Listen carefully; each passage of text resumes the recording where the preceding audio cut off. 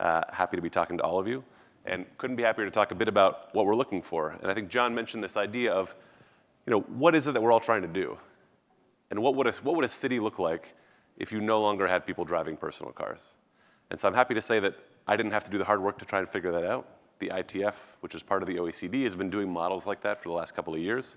The one that I'm super excited about is in Lisbon that I'll show. This came out a couple of years ago. Basically, they had a magical travel demand model that doesn't just model what people do, it's able to assign them to the most efficient trip, which I'll recognize as sort of a utopian vision for those of us who are planners. But they took this idea of saying if everybody's in their personal car and all of them were magically able to shift to the most efficient mode, what could we do?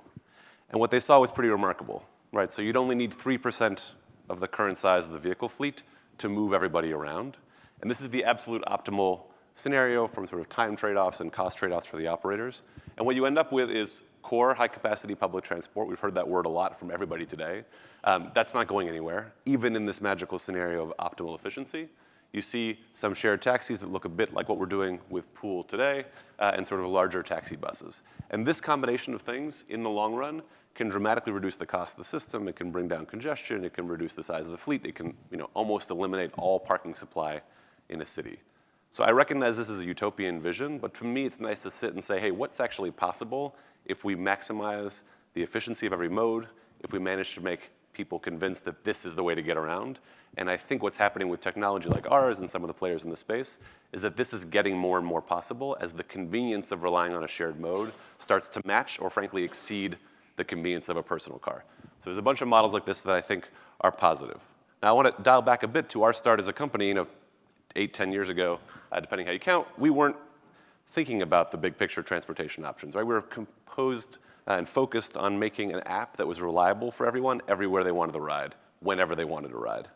But I think what that's allowed us to do over time, as we've built something that's relentlessly focused on reliability, is that we've been able to build something that matches the convenience of the personal car. We've done that in a couple of ways. And so first and most obvious, we've been able to get a ride to people when they need it. These are some shots of European cities, but you could pull up examples from around the world, where even at times when it was very difficult to get a ride in the past, you can now get an Uber when you walk out of your door. And that, I think, is critical ultimately to letting someone leave their car at home when they set out on their journey for the day. If they know no matter what happens, they can get a ride when they need it, that can change your behavior. And what we've seen is that we actually have a lot of one-way trips late at night. So you see an Uber ride from someone's downtown location to their home, but there's no corresponding trip the other direction. That is inherently a multimodal trip, and we see a ton of that. Many, many of our riders will hop on Uber in one direction, but not the other.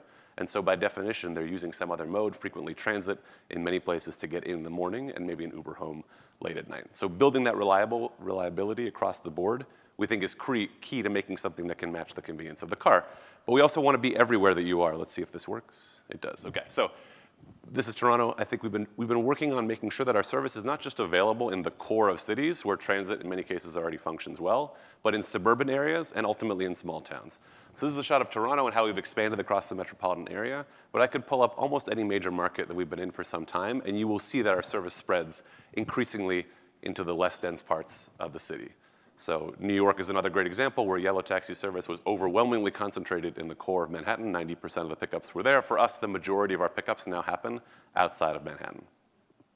And it's not just large metro areas. This is a bit hard to see, but this is the entire state of California, 50 million plus people. The gray outline that you see in every one of these charts is an urbanized area of any size. So even small towns of 2,000 people count in that gray.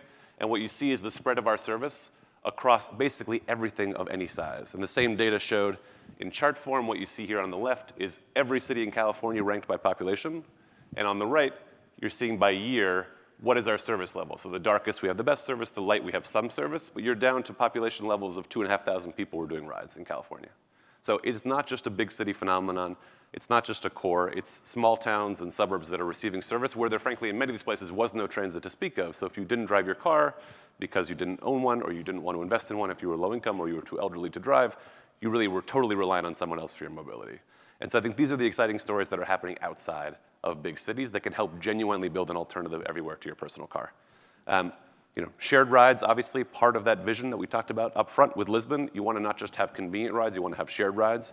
We've been building that for 4 years, starting in San Francisco, and most recently, really expanding that product to be more been a door-to-door service, but starting to innovate on how we can dynamically give people a couple of minutes to wait for a ride, having them walk a block or two to bundle rides together. Obviously, you'll see a lot of headlines that talk about us reinventing the bus. We're not trying to reinvent the bus. I think we're doing dynamic shared rides. We're not having predetermined pickup locations. These are allocated to people based on where they're going. So we think this kind of thing is really exciting. We're calling this Express Pool. It's live in many markets across the US. We'll be in Toronto soon. And we're seeing great pickup on how this can drive more and more efficiency and get more people into every car we have on the road.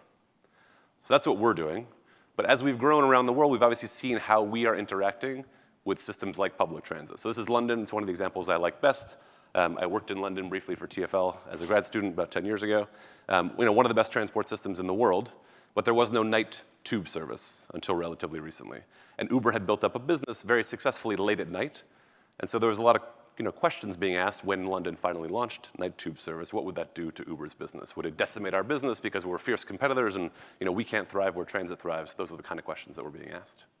What we saw the week after the night tube was launched was actually we had an increase in rides. So a net increase in Uber rides after a service was launched, but the pattern changed. So in the core of the city, we had a decrease in trips where people were choosing not to start. That's the red dots kind of in the center of London. People were choosing not to take their entire journey with Uber, but a huge pickup in outlying areas from tube stops. So a big increase there in people getting from the tube station to their final destination. And I think what we're seeing there is that the nature of trips changes, and this was done without any coordination between us and Transport for London. It's just users discovering on their own that this is a combination use case that can benefit them. So as we've started to see those sorts of interactions, we've been actually actively starting to partner. One of the most prominent examples is right here in Canada with our friends from Innisfil. And this is a small town, a place that's north of Toronto, a city that didn't have traditional transit in the way that many other places did. And using the network that we already have in place, you can deliver rides cheaply and effectively at a high level of service without having to invest to the same degree to build a fixed route transit line. So we think this kind of example, and there are others like it across North America, are really positive things for us to build on.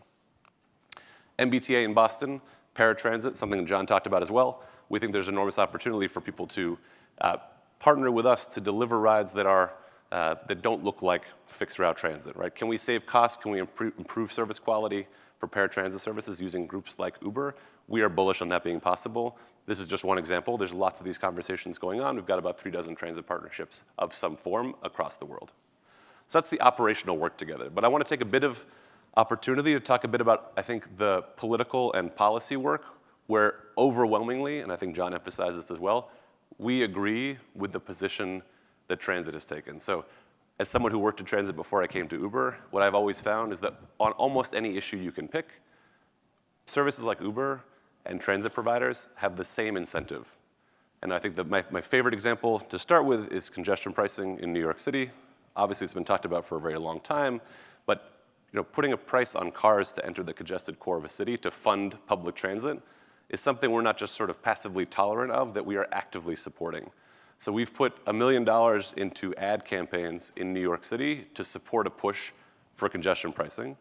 And it's not just in New York, right? We've also done this in a measure that just passed in the Bay Area, where I sit now, in San Francisco, where tolls will be increased to fund transit. Uber put money behind that campaign to find new funding sources for transit so they could expand. I think that's an excellent example. We've done similar things. This is in Seattle, where we were supporting a transit ballot measure referendum for a new sales tax funding for transit.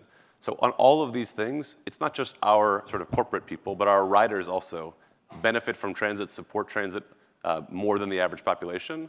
And we would love to find increasing ways to put our muscle, whether it's messaging, whether it's communicating with riders, behind support for transit, support for road pricing, support for many things that benefit not just us, but also transit agencies. And the last thing I'll pick is parking, right? Parking policy. John mentioned how inefficient that is, 100%. I think no one actually knows how many parking spaces there are. There could be 1 billion. I've heard 2 billion in the US, but it's very many. They're mostly free, and they're not used all that much. And so these are some shots from Toronto at Parking Day, which is sort of a grassroots event where you can take over a parking space and put an actual park on it to show people what you're missing by having so much parking space. So we got out there and did that as well and started to talk about the impact that ride sharing can have on reducing the need for and demand for parking. And I think this is one of the long-term effects that we can get ahead of now. And we're seeing many real estate developers come to us and say, how can you help me justify not having to build as much parking in my development. People are not owning cars as much. We know when they don't own cars, they pick up a combination of modes across both things like Uber and transit. So I think there's enormous benefit for us jointly getting behind so many public policy issues that long predate ride sharing, but on which we both agree, and where our riders and our energy can be a new political force that didn't exist before. So I would love to talk more about not just operational partnerships, but kind of broader public policy partnerships where I think our interests are very much together. And I'd be remiss to not talk about, I think I wouldn't have this section in the presentation only about 8 months ago or so, but we obviously have a new CEO, you may have heard, you may have seen him on TV. I don't know if we run the ads in Canada, but he's been on the stump quite a bit. And I think one of the things he's talked a lot about is what is the future vision of Uber? And so we've obviously been focused on getting people around in cars, but that is not all that we want to do. And we're not just talking about that, we have serious investments that are happening right now on this platform vision for the future. So the most obvious one is this nice bright red bike to my left. Jump is a great company. We've known them personally. They've been in the bike share space for 10 years. They've been working away dockless bike share. One of their first systems that they launched was in Hamilton, Ontario. Their CEO came out of the New York City DOT. They have a long culture and history of working with city government to achieve ends around improving the number of people on bikes. And we think the electric pedal assist bike, I would love for people to kind of come up and just ride it around the room if we could, but it's a pretty amazing experience to get on that bike and feel the additional power you get from the pedal assist. And so we think we're excited about other modes of transportation being a better way to get around a city than in your own car. And so we've already got Jump live in San Francisco. We have it in Washington, D.C. We have it in Sacramento. We announced we're bringing it to Berlin sometime this summer. There are going to be a lot of places where we want to have pedal assist electric bikes operating right alongside our traditional core offering because we think it's better and faster for riders in many scenarios to get on an electric bike and get across town. It'll be much faster and a better experience.